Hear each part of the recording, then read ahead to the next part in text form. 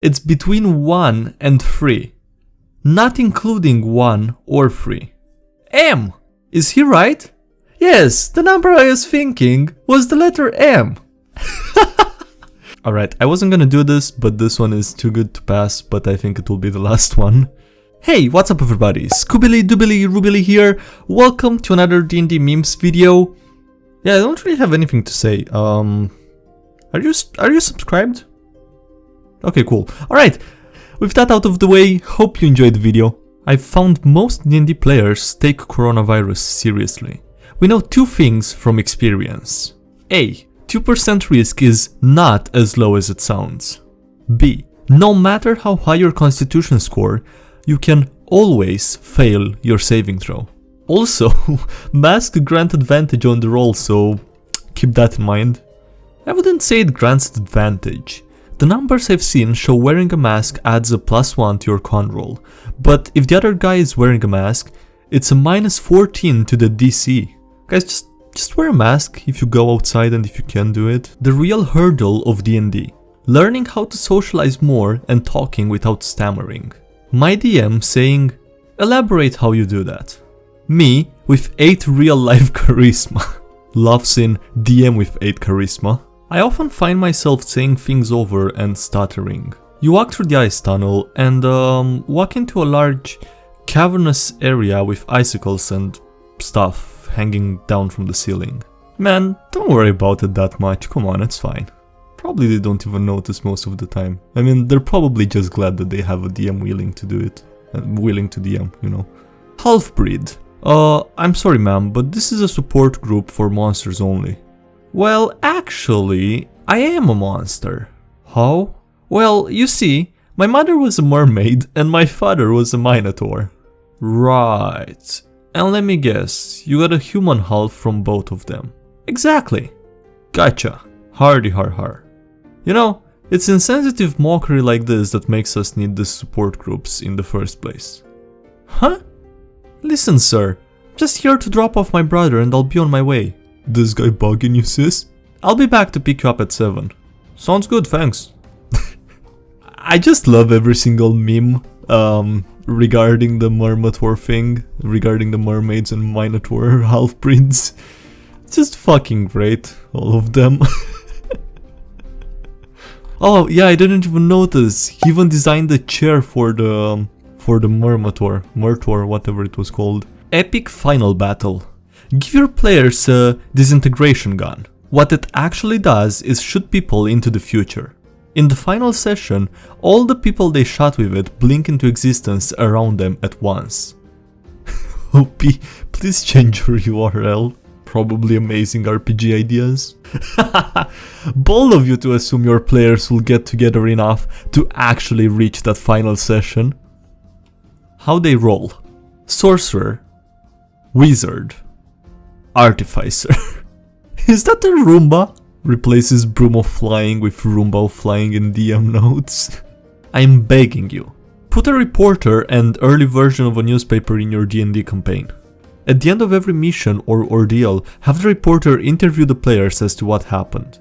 After session, on the campaign Discord, type up a hilariously uncharitable summary of the events that took place and start making falsehoods. And most importantly, spell a party member's name wrong. Local sea elf beats Vandal and promises to kill again.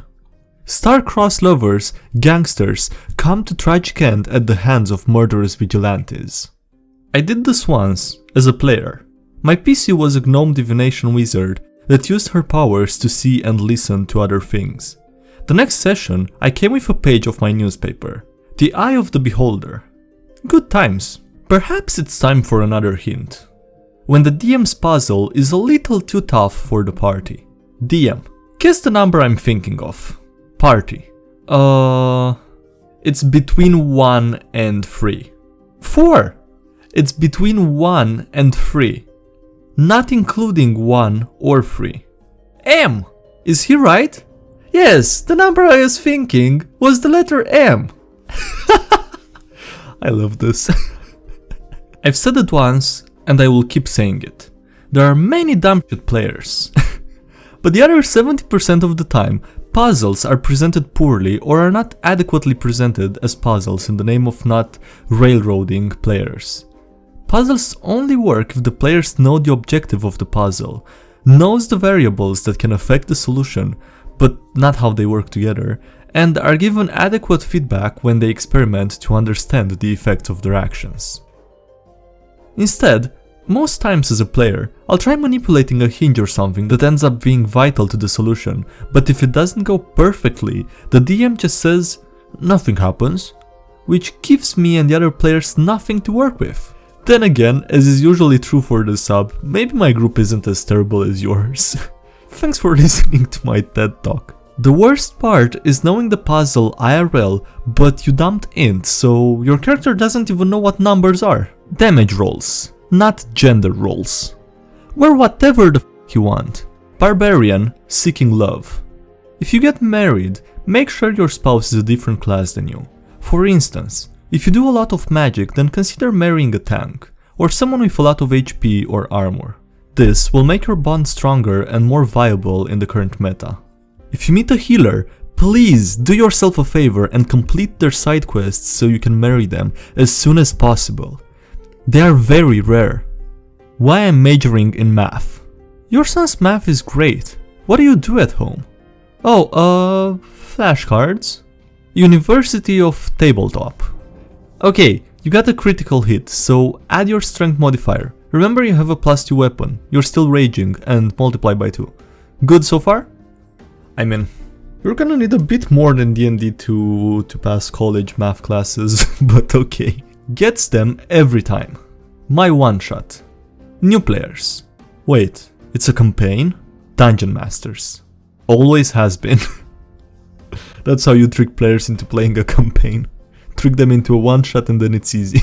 I was reading through the comments on this meme, and apparently there's some people that do have this experience of having one-shots turn into multiple sessions. Is it really that common?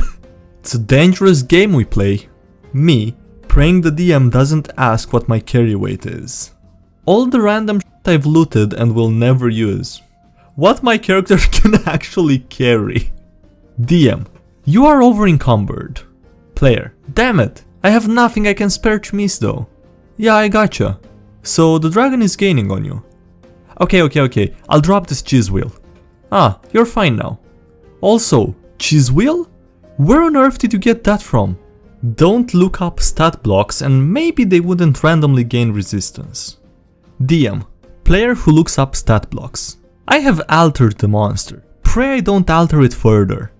The players that look up stat blocks are the same players that play rogues. Hey, what's up, editor?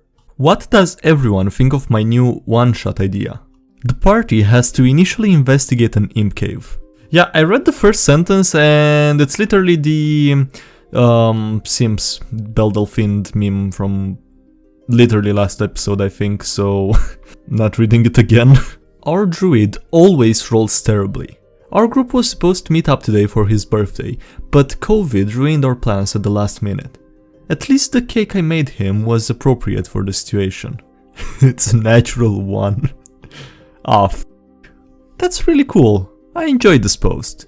The shitty rolls and pandemic birthday really hit home too.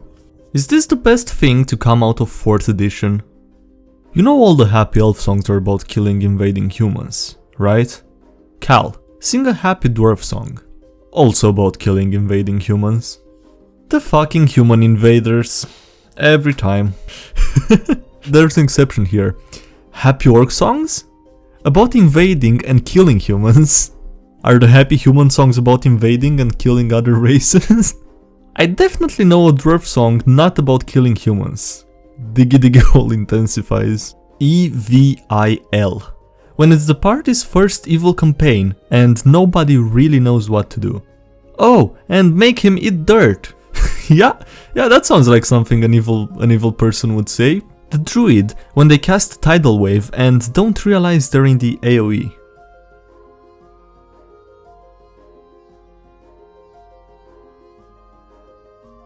The one thing I fear, DM who has a homebrewed world.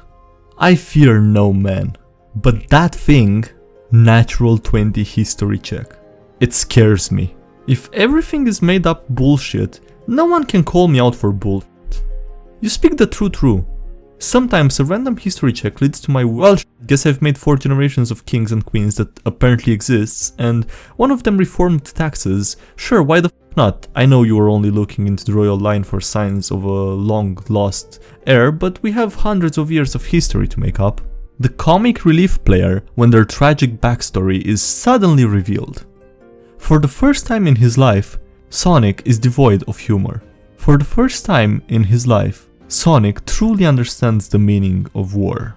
Good thing war never changes, otherwise he'd have to keep learning things. Alright, let's read some comments for comment review. Couple of advantages to having a mermaid and minotaur as your parents. You can still breathe and speak underwater. You're as strong as an ox. You have an incredible singing voice. You're either as ripped as Arnold Schwarzenegger or you're an Amazon beauty. But either way, you have the body of a god or goddess of war. You always know the right wines to pair with cheese or seafood. I never even considered any of those.